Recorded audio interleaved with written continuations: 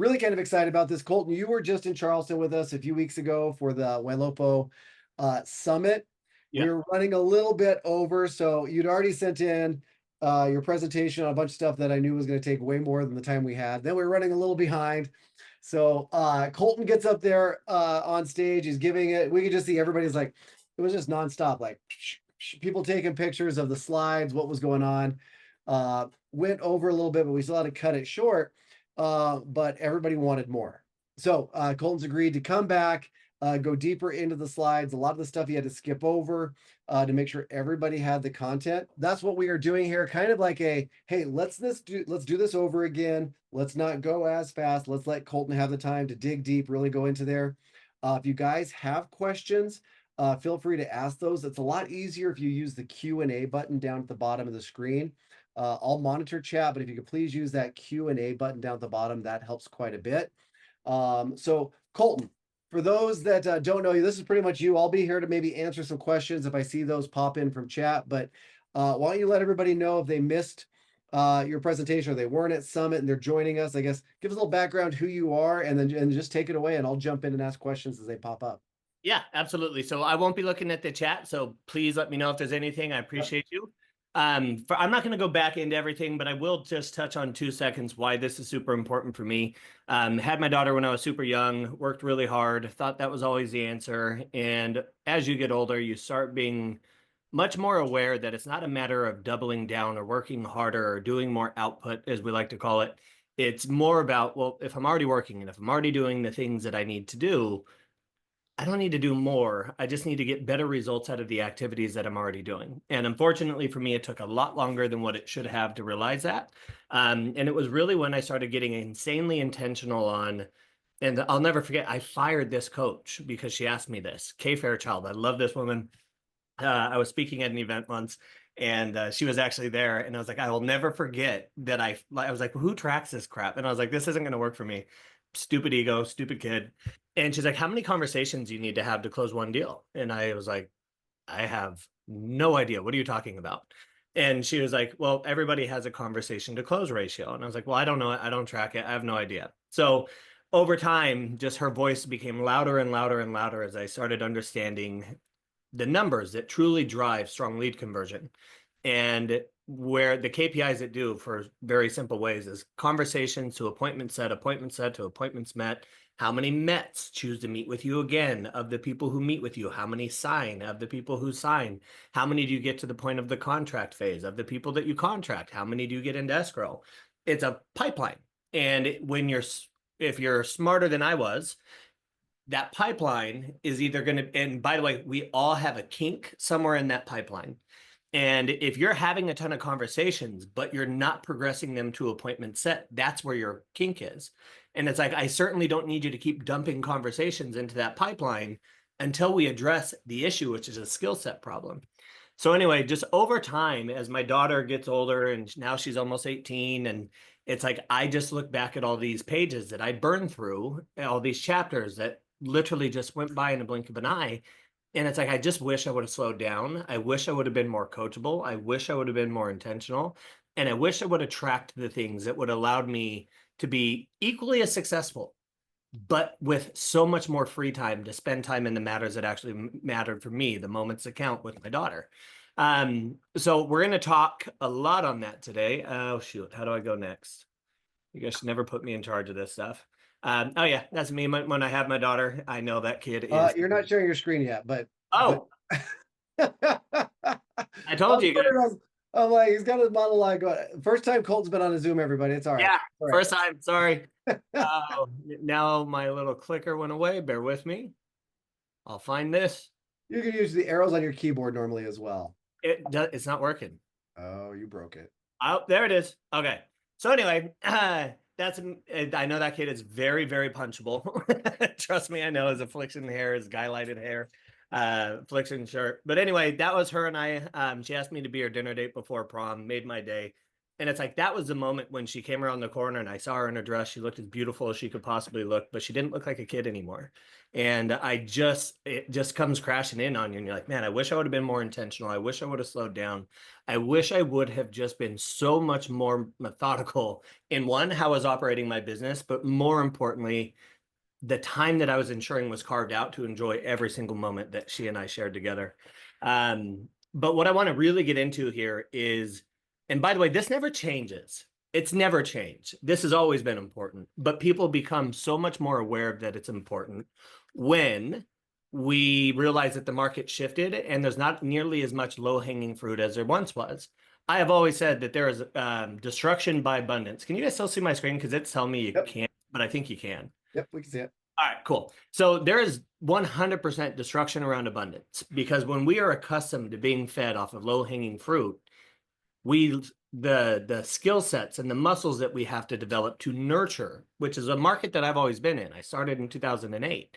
And it's like when I had an opportunity, I knew that I had to nurture that opportunity for a substantial amount of time before I could ever expect it to generate a return.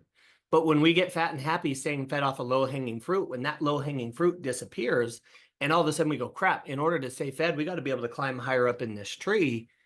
You realize, oh, shoot, I have forgotten in the muscles that I had that made me capable of climbing up here to take advantage of all the fruit that the market will always have to bear in good markets, bad markets. It just requires a lot more strength. It requires a lot more resilience. It requires a lot more accountability. It requires a lot more skill set so that we can have really challenging conversations like the ones that we're having today. And back when everybody was looking to everybody, I'll never forget, there was a day that I walked into a Starbucks and I walked into the Starbucks and I go through they funnel you through, and at every single table, and I'm not exaggerating, there was somebody talking about real estate or a real estate agent talking to a client. It was like shooting fish in a barrel. You didn't have to know how to fish. You didn't have to have the right equipment. You didn't know how to use the right bait. But now that the market has shifted and that fish, not only has it gotten fewer and further in between, you can't find it. Nobody's wanting to do it. Those fish, the minute that the boat pulls up, they're scattering because people are fearful of a market that it is okay for them to be fearful in.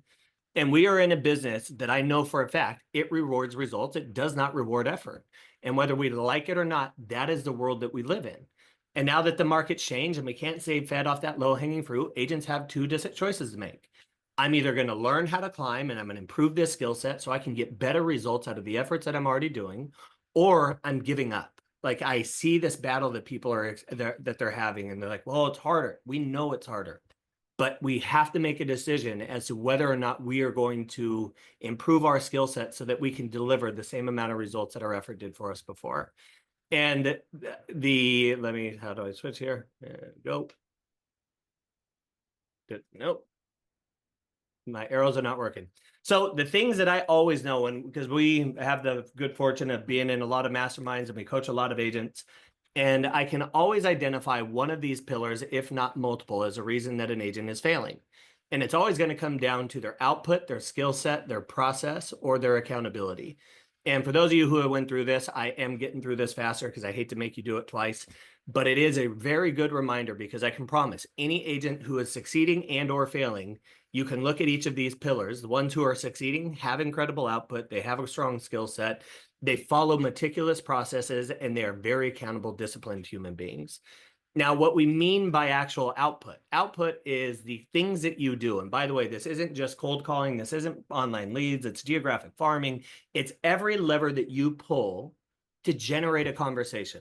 And nobody likes to hear it, but you've never once sold a house without first having a conversation. So whatever you do to have conversations, whether it's sweat equity or check equity, that is the thing that you do that's putting people into your pipeline. So we got to have a lot of conversations in a market like the one that we are in because people, they're fewer and further in between. They're taking a lot longer to get to the finish line. So we need to be having more conversations, which means adding people to our pipeline. And something I want to be super clear on, because I wasn't when I was young, was there is a clear distinction between what prospecting is and what follow-up is.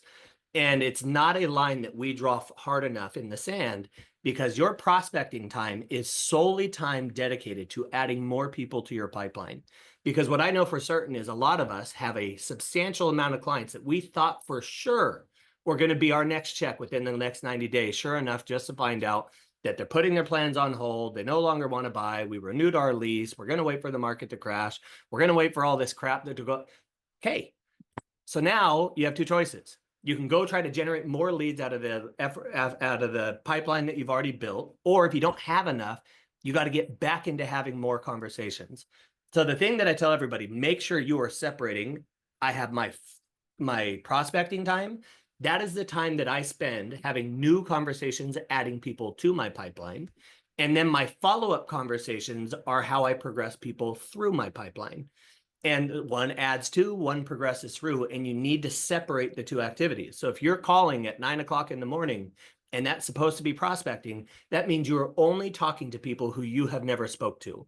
Or if you're somebody like Gabe, who has a ton of people in his pipeline, he doesn't need new, but he should be focusing solely on people who he's never met. So that would be prospecting. If you got a fat pipeline, talking to only people that I have never yet set an appointment with, I will consider that prospecting.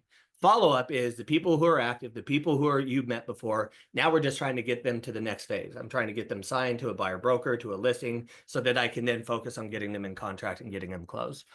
But now it's just not a matter of having a lot of conversations. It's a matter of having those conversations consistently enough so that you can stay in proximity, so you can stay in flow, so you can stay in front of the people who you've spoken to before. Because the agent with the closest proximity is always going to be the one who ends up getting the conversion. So because people are taking a lot longer to nurture to get them to the finish line, we know that we need to be in contact with them in a valuable way. And we're going to discuss more of that here in a minute. The other thing, agents today in the world that we live in, people are hiding behind digital communication. We know for a fact the words that we use are only 7% of what derives from effective communication. 38% is tonality, 55% is body language. So if we know nearly 50% of body language, if 50% of what makes effective communication is tonality, why do we hide behind text? Text-to-text communication is going to convert substantially less than voice-to-voice. And the reason, guys, I could be talking to Gabe via text and I could think he's being a total jerk with what he said, but then I have the same exact conversation on a tone and I hear his personality and I hear his sense of humor. And it's like, fortunately, I know Gabe and I know he's got a sense of humor and I know he's got a quick wit. So I know whatever thing pops through that text, I get it because I can kind of read it in his tone. But when you're a client who you don't know, like, trust, they're being short, they're being direct, and you think they're being rude, and it's like, we need to be able to hear tonality so that we can discern what level of pressure we can continue to apply and when we need to pull off. And if you're solely relying on text, you're doing yourself and your clients and everybody in your world who relies on you to be successful a huge disservice. So output should be delivered in text, but we got to utilize every player on the field. And what I mean by that is text communication, phone communication, email communication, social media communication. If you are in my pipeline, I'm going to make sure that I get a hold of you. And you can see here, I put consistency. Until they buy, die, or they file a restraining order, you do not stop following up. And we're going to talk about cadences because you do have to slow down. You do need to follow up with some people more often, and you do got to follow up with some less often. And I'm going to show you what those assignments are for what's an appropriate cadence to follow up with people based on where they're at in their time frame. But you have to make sure you are not solely hiding behind text message, because I can assure you it is causing a kink in your pipeline that you will not unkink until you start having voice-to-voice conversations with people, so you can actually develop rapport, so you can actually be familiar with them, and so that they can actually start to trust you based on your confidence and your tonality. So I already touched on that. Cadence, we're going to get into it here in just a minute. Skill set is, okay, so you're having conversations with people, but you're not setting appointments with them. The skill set is the way that you handle objections. And what I know for a fact is skill set, output throws you the ball. Skill set is what allows you to catch that ball and then progress it down the field without fumbling it. So what we need to focus on is we want to make sure every single time we get thrown the ball, we are going to get massive yardage, because we know how important it is in a market like the one that we're in. So we need to be really obsessed over the skill set component, because what I know and I talked about this, and I'm glad I get a little bit more time to go more in depth, because scripts, I hate them. They do not work. They're wildly ineffective. And the reasons that they're ineffective is because agents, one, they don't internalize them. So they don't even have the ability to deliver it with a tonality that's going to make that communication effective. They're like, they're stuttering over it. You can say the exact same words. I can give every single agent at the YLO Summit the same exact script. Some agents are going to just absolutely dominate, and some agents are going to absolutely flounder. And the reason is their delivery. And it's like, I get it. We suck in the beginning, and you're going to suck. We've all sucked. But in order to not suck anymore, you have to be willing to do enough repetitions so that all of a sudden you can recite that like the first time. You remember the first time you tied your shoes? Your parents told you, you go put the bunny through the loop, you go there, and they did the thing, and you would have to take so much time and take you 30 minutes. Now, because you've gone through the repetitions, you guys can do that so unbelievably skillfully, and you can do it while talking on the phone, while chewing gum. You don't even have to think about it, and it's done. That's what we need to be able to do with our scripts. But the thing I don't like about normal scripts, we'll get to it here in a minute. I forgot that's later on. So the reality of it is a script, or what I call conversation anchors, are the things that you say that literally guide the conversation to where you want to go.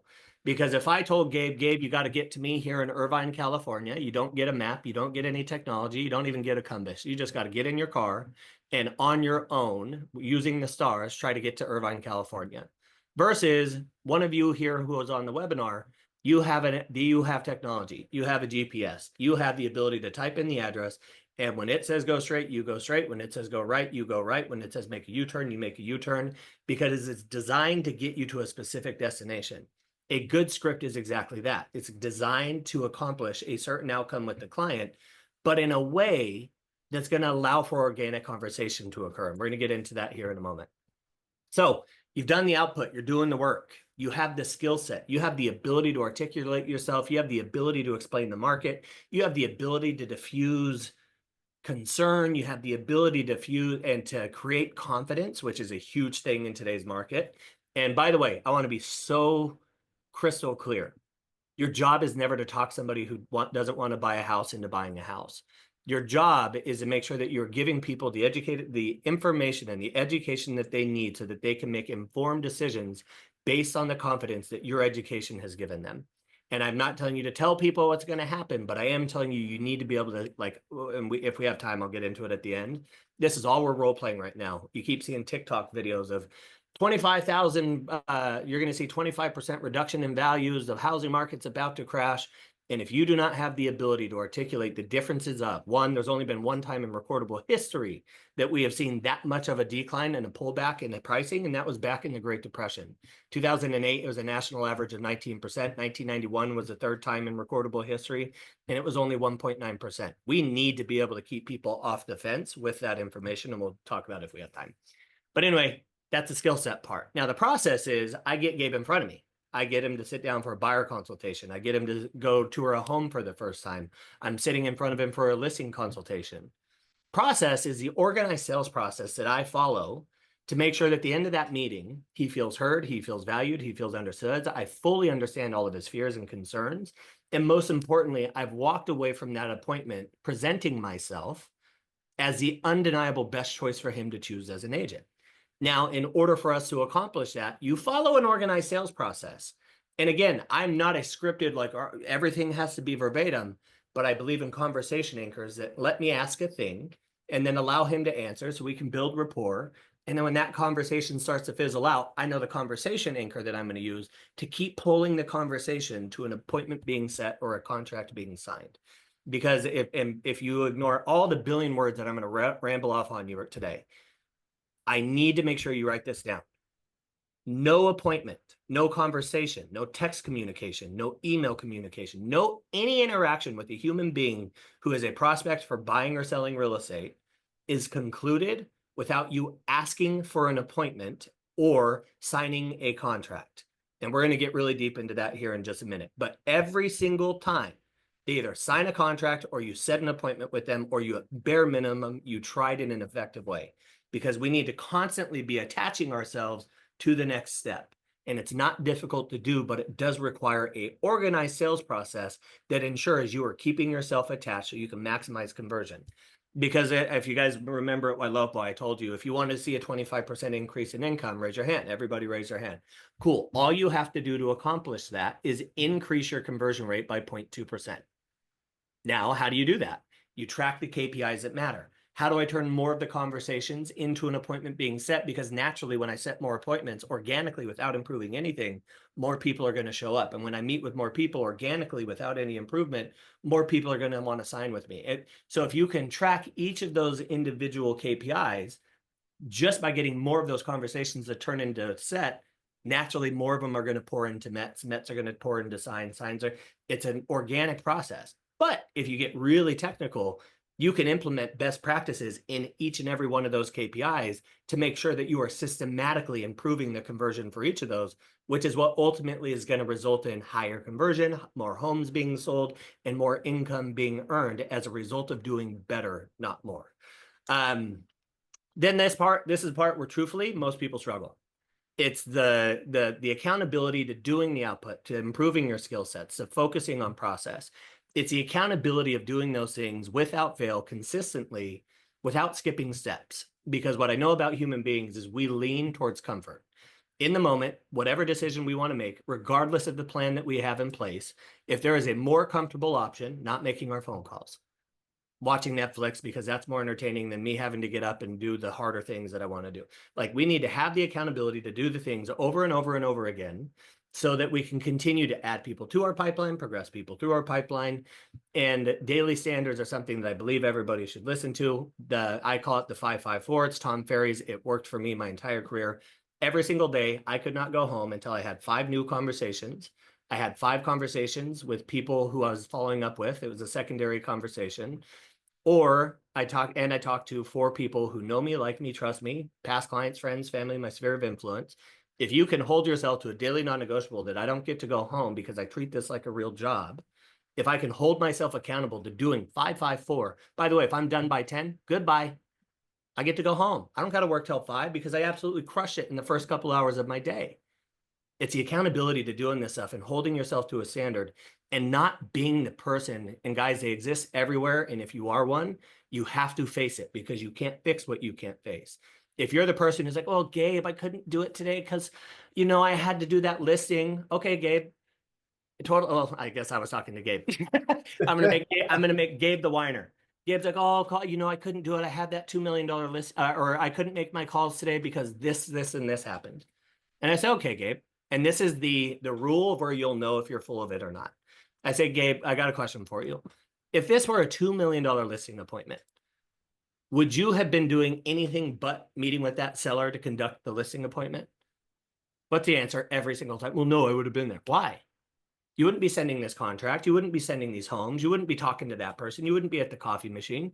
You'd be at a listing appointment because your time was blocked for that specific activity. The difference, though, is you had another person attached to the other side of it that was going to hold you accountable to actually doing the thing that you're supposed to be doing. So if you can say, like, hey, instead of me making my calls, I couldn't do it. Well, if this were a $2 million listing appointment, would you have managed? And the answer 99.9% of the time is yes. Stop letting life get in the way. Stop letting excuses justify inaction. Because at the end of the day, the only thing that matters is the things that you actually do, not the shit that you say you will. We have to be more accountable. We have to do the things that feed our families, that take care of the people that we care for, that get us the freedom. Because every single deal that I have closed has gotten me one step closer or pulled one more foot of freedom back into my life. And now I know the more of these things that I can close, the more freedom and the more leverage I can afford, the better my life gets and the more successful we all become. But it is literally just accountability to doing the damn thing. Hey, real quick on that, Colton. Yeah. Just because you brought it up, you did when you asked at Summit, who wants to, get better, who wants to get more. Everybody raises their hand, right? And you're like, you can do this by increasing conversion by 0.2%. But everybody that's on this, or if you're rewatching this, it comes down to that accountability, right? We see that a lot on the Maverick side. Hey, we want to get more out of what we've got and all that. Okay, you got to use the tools in front of you. So I love all that because everybody raises their hand saying they want it, but are you going to hold yourself accountable to doing the things that you need to? So I just love that you broke that down so much. And it's just the thing. And it's like, you do or you don't. It doesn't and it's all ties together. It's all so important. Like, I use fitness and it's douchey because I know, like, it sounds douchey, but it's like, we all understand fitness. We all understand to get into shape, you got to eat well, you got to sleep well, and you actually have to do the output. You got to work together. You can do all the workouts, but you can eat like crap and you're not going to get the results.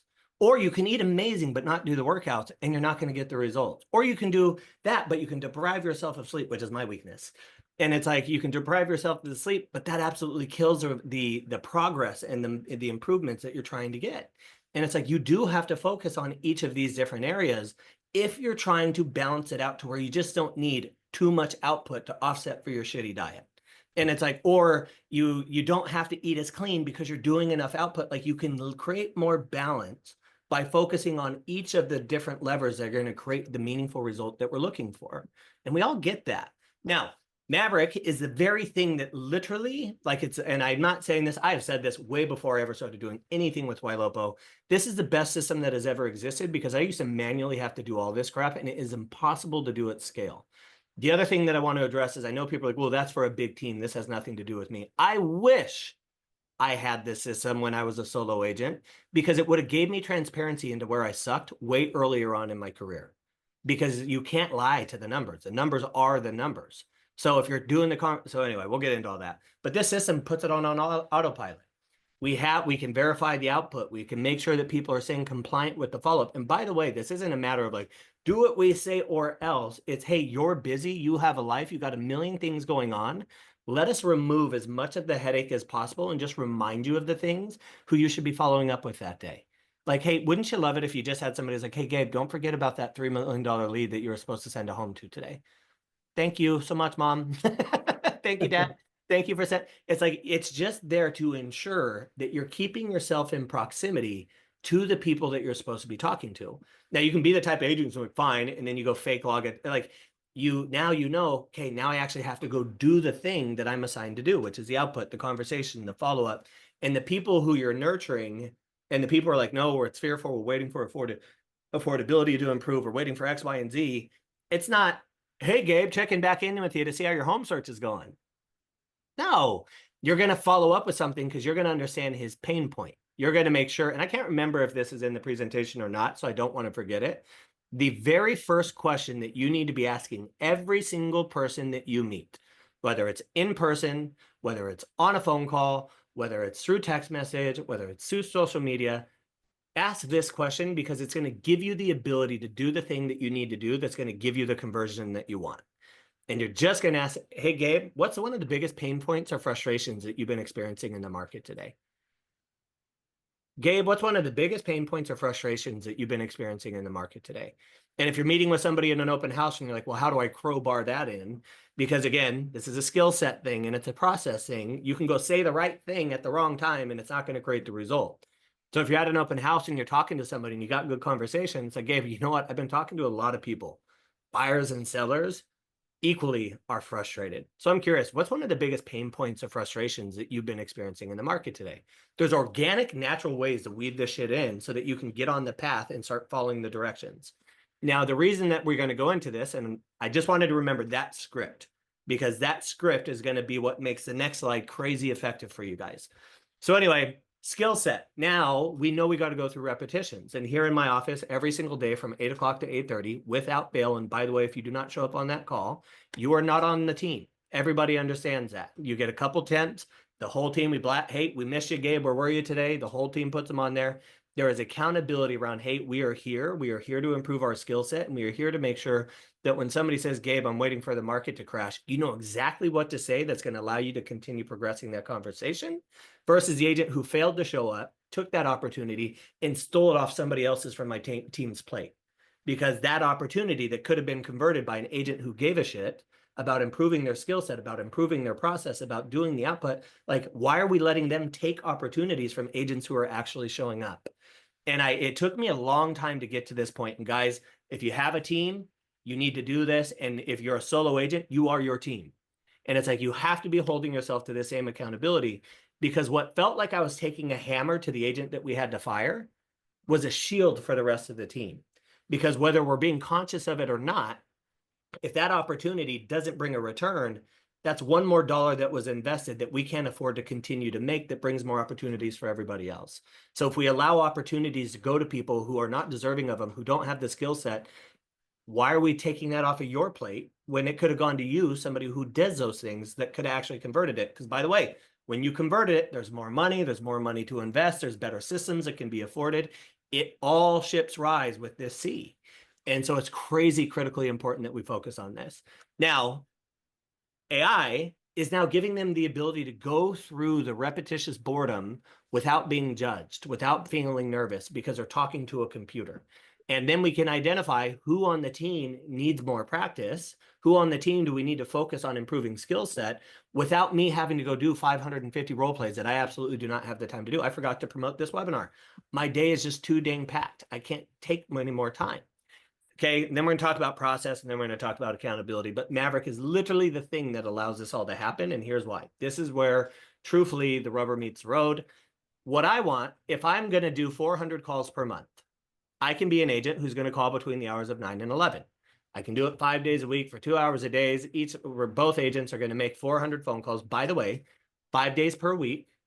That is enough time to make room for both of these scenarios. That's what's amazing about it.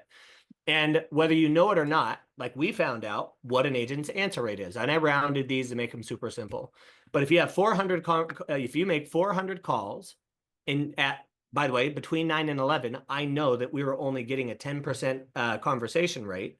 That means we had 40 conversations, and the average call time was like really 4 minutes and 32 seconds. I rounded everything up to make it super simple. But however, we have an answer rate between the hours of 5 and 7, and there's a little skewness on this. So I do understand this.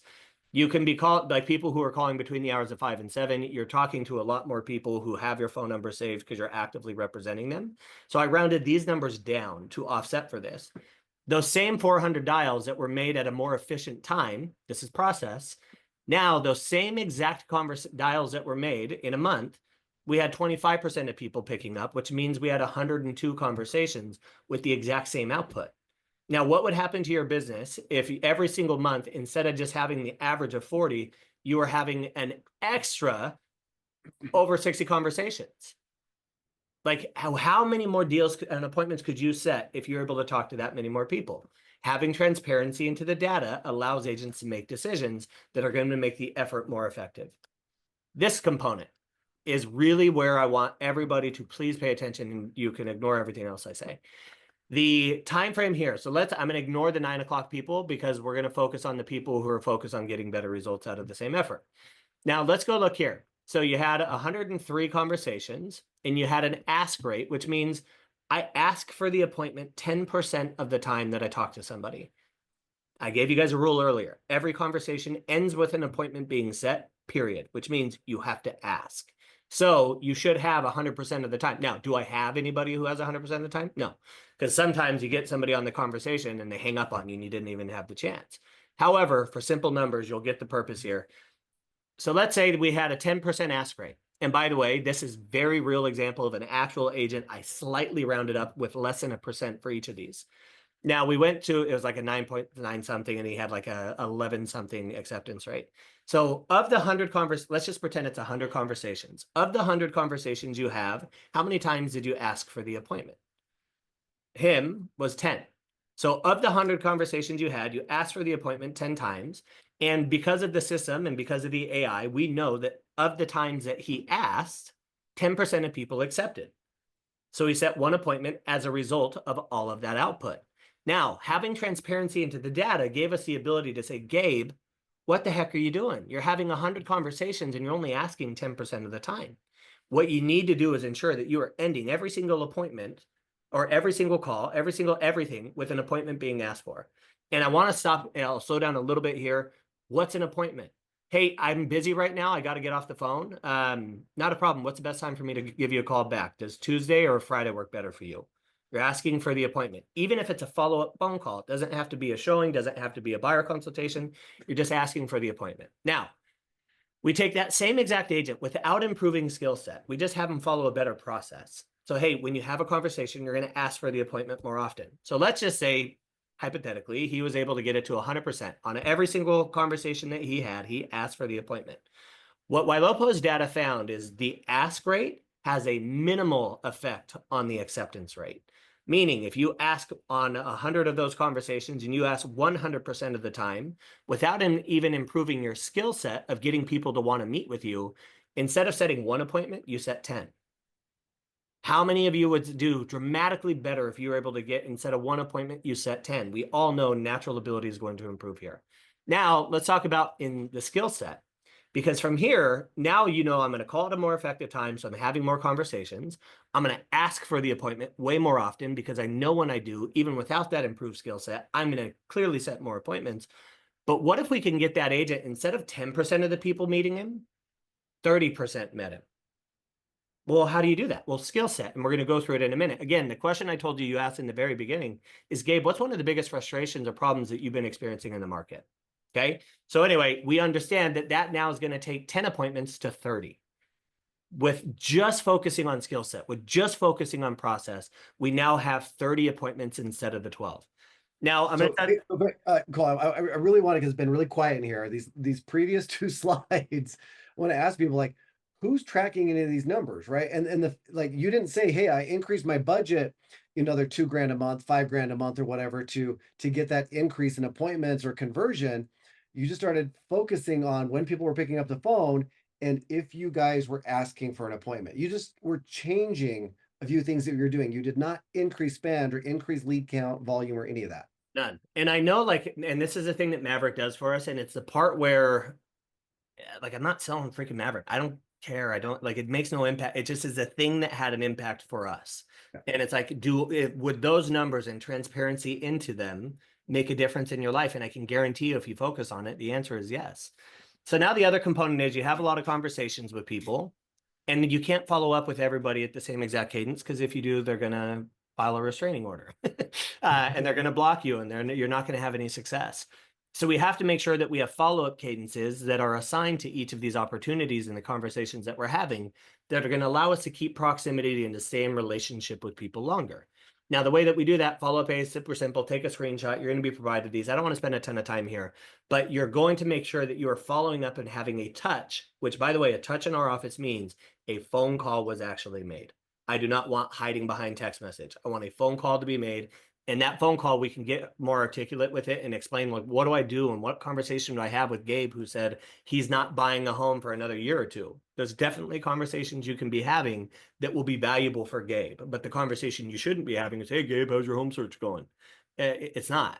So we need to be planting more information, because anybody who's fearful right now, the thing that makes people not fearful is new information.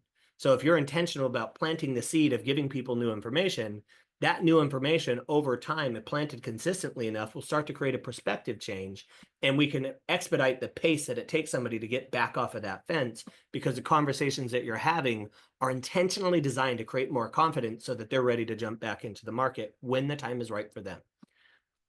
Okay, now every single one of us right now has the ability to go make a substantial amount of money by going and finding out what's happened to every single lead in your database. And there is a rule to this. If you haven't talked to them in the last 30 days, do not look at the notes. Do not look at the task. Literally just go erase it and just pick up the phone and call them and follow this script. Don't do this for closed clients, obviously. People who are not active, people who it's been over 30 days since you talked to them, you're going to use this very simple script. And I promise you, I've already gotten a ton of texts from you guys about how well this works, and I appreciate the feedback. It's, hey, Gabe, hey, I was just trying to update my notes. Did you ever end up finding the home you were looking for, or are you still looking? There's an intentional confusion. There's an intentional slowdown in my voice. I talk super fast when I'm on these calls. Hey, Gabe, I was just trying to update my notes. Did you ever end up finding the home you were looking for, or are you still looking? And you'll just pause. And we're immediately, by the way, you're not going, hi, this is Colton Whitney with eXp Realty. How you doing today? Because they know you're a solicitor and they hang up on you. So if you want your conversations to last more than 3 seconds, don't do that. Skip that part. And I know it's built into us, and I know that's a hard habit to break, but you just get straight into it. Hey, Gabe, it's Colton.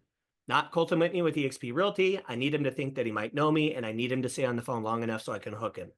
I was just trying to update my notes. You answer that. Now, a lot of people aren't going to answer.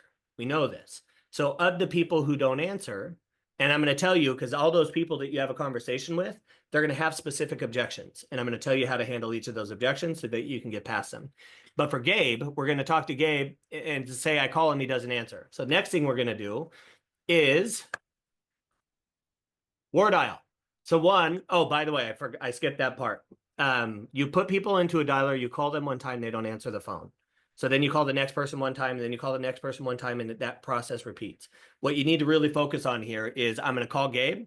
I'm going to call him once. He doesn't answer. I'm going to call him twice. He gets curious. I'm going to call him a third time. He thinks something's wrong. Your conversation rate will go through the roof if you use effective methods versus efficient. The dialer doesn't allow you to call multiple times. And I get that. I don't care if you made $100. If you didn't talk to anybody, you didn't move the needle in your business, and you wasted your time. So I'd rather you call 50 people 3 times each and have way more conversations as a result of it. Okay. That let me know thing at the end there is money. Use that for friends Oh, as I skipped it. when you send that text, even like a friend or a family member, something like that, they don't respond. Just saying that let me know always gets a response. Always gets a response. It's so stupid. And by the way, that response is going to be not looking, already bought, waiting, can't afford it, market's too great. You're going to get responses. And now the key is, does your skill set have the ability to progress those conversations? Yep. Hard to do on text when they say screw you, because they don't have the tonality. If you get them on the phone, they're not going to say that to you. So get them on the phone and utilize those methods. I have a texting campaign. This will be provided to you guys. I'll just go share it in Ylopo so I don't have to get all the DMs. But I'll go share it on the site, and I'll give it to them so they can email it to you, or you can DM me. I don't care. But it's a 108-day plan that is wildly effective for you to be able to get people to respond. Because you send that first text message, that didn't work. You're going to send this one, that one, that one, that one, that one, and you're going to burn through all 108 days of continuously doing the output to try to get a response. And if they don't respond after the 108 days, you can turn them on to automation. You can rely on retarget marketing, which is what we do through Ylopo, to have them identify and raise their hand when they're doing something buyer seller behavior-ish. Okay, now we're going to get to the real part. I'm going to skip this because I want to get this part done. I don't believe in scripts, because scripts, nobody internalizes them. You don't go through the repetitions to be really great. So the thing that you're going to do is you're just going to say the thing that you need to say, and you're going to focus on the conversation anchors. We put our plans on hold. Got it, Gabe. Help me better understand, what has you putting your plans on hold? We're going to find out. We're not going to assume anything. This is where the gray area happens between here and here. They get to say whatever they want to say, and your conversation anchor to keep the conversation going is, got it. Well, what had you looking at homes in the first place? And then they answer. And you said, hey, thanks for sharing that. If I came across exactly what you were looking for, it checks all the right boxes and the numbers made sense, would you want to take a look at that opportunity? Would you want to take a look at it, or would you want to miss out on that opportunity? You're peeling the onion back to find out how absolutely true is their objection. Because I promise you, and it's not going to be a lot in a market like this, there are people who will say, well, you can go ahead and send it to me. But if they don't, you don't throw them away. It's like, hey, Gabe, I get it. No pressure. I know there's a lot of uncertainty in the market right now, and that dust starts to settle and you become more confident in the direction of the market. Would you plan on revisiting your home search? I'm looking for a yes, because if it's a yes, that's somebody who's worthy of continuing to get my time and my effort. They say, I'm going to wait I until can interrupt one more time. I know we're short on time. We go back one more. I just want to add to this. You're probably doing this, but I want to get this because I see it a lot with AI replies. So number one, the one where they say, hey, our plans are on hold. I love this. Even if they respond, because with a lot of the AI, we get a no longer looking or on hold or whatever. Those no longer lookings also don't assume. If you would just change that a tiny bit, right? Help me better understand, what is it that has you no longer looking? This is not just for on hold.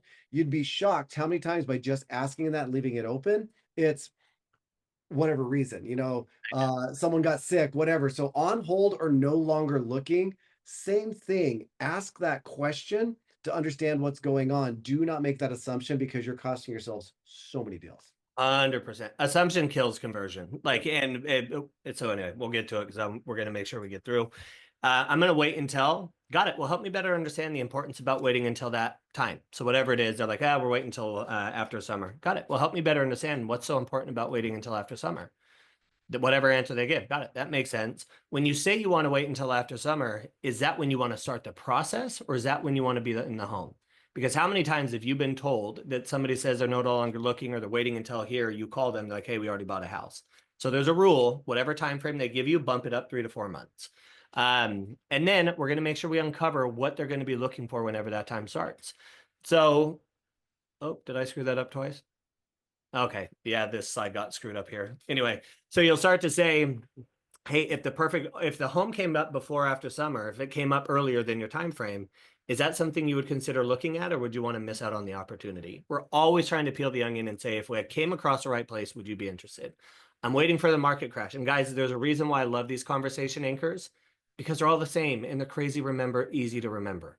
So, hey, I've got a lot of clients who have been feeling that way. So you let them feel heard, you make them feel validated. And then you say, I'm curious, well, what had you looking at homes in the first place? And then they answer and they'll give you whatever the answer is. Your next conversation anchor is, hey, when you are ready, what are some of the most important things that you're going to be looking for in your next home? Because I want to uncover what they're going to be looking for so I can send it to them so I can use bait that's going to get them to bite. And by the way, there's a piece on here that's not on, and I want you guys to remember, help me better understand your current living situation. That is one of the best questions you can ask to every single buyer lead you have, because you're going to try to capture that listing and you're going to try to capture the opportunity before it goes to the person they were going to hire to list their home anyway. That had to happen first. So anyway, if I came across what you're looking for, would you want to see it or would you want to miss out on that opportunity? It's the same exact thing. And now when people say no, it's like, got it, same exact thing. When the dust starts to settle, would you be serious so I can follow back up with you later? And if that makes sense. I'm just looking, same thing. We're going to cruise on by. I'm already working with an agent. Guys, 90% of the time that is complete and total BS. Hey, I respect that you're working with somebody. How's your search going so far? The answer, out of curiosity, what's the one thing that you're looking for that you haven't found yet? And you're going to say, hey, if I were able to bring you an off market that your agent didn't have access to, something that checks all the right boxes and the money made sense, would there be an opportunity for us to work together on that? That bypasses and pivots around the objection and gets them to raise their hand as to whether or not that's actually a true objection or not. This one is so incredibly important because there's so many agents who at the conversation phase, the kink in the hose is, we don't have the skill set to pivot around the objection, find out if you found the right thing, could there be an opportunity that's going to get them to the appointment set. All right. The next part, interest rates and affordability. This is a big one. I get it. You're not alone. It's a pain point for everybody right now. What rate would you be comfortable moving forward at? Or at what monthly payment would you be comfortable moving forward at? Too many people hang up the call when they talk about affordability or interest rates without identifying what the goal number is. So then they put in here, 3-2-1 buy downs. You cannot explain that on the phone, but it is an amazing tool, which by the way, we are finally in a market where we're getting them. We're getting people to give $30,000, $40,000, $50,000 credits that are buying our clients' rates down 3% better than what it is today. So, hey, the market slowed down and it's forced a lot of sellers to get creative in order to get their home sold. There's a program where the seller will actually contribute towards your monthly payment to solve to the affordability problem. Gabe, I'm not sure if that would work for you or if it's an option, but I'm curious if it would be a fit. Would Friday at 2 or Friday at 6 work better? You're always doing the tie down and you're not asking. You're assuming that they want to meet. So it's like, Gabe, I'm not sure if that would be for you, but if it were, is that something you'd be interested in learning more about?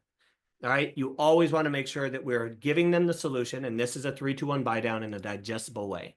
Can't find the right home yet. Gotcha. So far, how have you primarily been looking for homes? People are going to say Zillow and online. It's like, got it. I know. Oh, and sorry, I'm totally missed my part here because I'm reading the comment.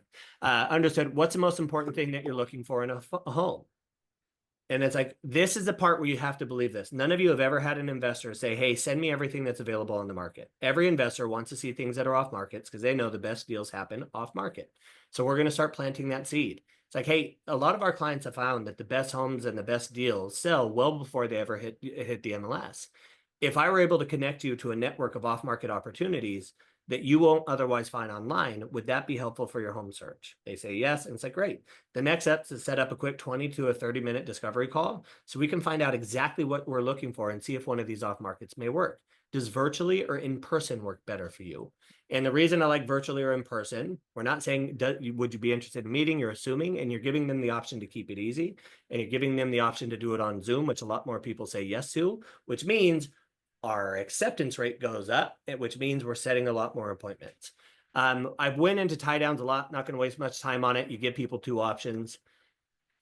The scripts that you guys got to memorize is 1, help me better understand your current living situation. Just build that into your arsenal. That's something that we need to be asking way more often. Is it when I asked Gabe, hey, Gabe, would Tuesday or Friday work better for you? And he goes, you know what? I got to talk to my spouse. I'm not sure. Let me get back to you. Do not let him off the phone. Gabe, I totally understand. It's a lot easier for me to get you off of my calendar than it is to get you on. It's a lot easier for me to get you off my calendar than it is to get you on. Why don't we tentatively go ahead and set up a time that you think might work for both of you, and that we can always cancel if we need to do that. We just don't want to let somebody off. What's the biggest pain point? That is on here. So that's a really great one to ask early on.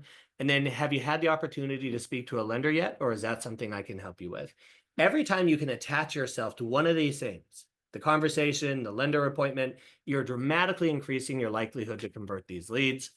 The speed to lead, speed to value, speed to response. Not only is speed to lead important, everybody on this call should know that, but your speed to value. The speed to value is, can you solve a problem that I have? So if I know, if when I ask what's the biggest pain point or frustration, and I've identified that frustration, and I can articulate the solution to it, affordability, 3-2-1 buy down. So you haven't found the right house yet. I can get you connected to off markets that you're not finding online. That's speed to value. So you want to be as fast as you can to show you the value you have to provide.